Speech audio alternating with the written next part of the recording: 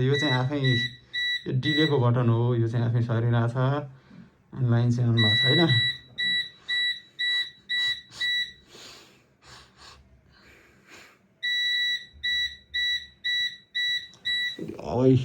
अहिलेको 9 केजी, यो अहिलेको 12 केजीको पनि बोर्ड यस्तै भयो। फेरि अहिले बोर्ड सकिरहेछ। त्यो दिदीको सुन्धाराको 2 महिना हुन लागिसक्यो।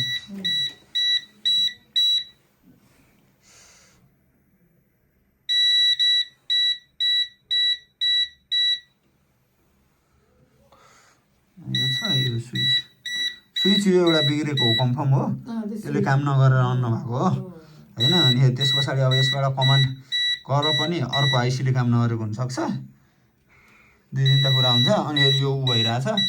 अब आइसीको समस्या हो कि यो बटनकै समस्या हो? बटनकै समस्या त होइन, यो बटनकै समस्या जस्तो छ। हो यो बटनै गइसकेको छ, बटन फेरेर हेर्नुपर्छ है।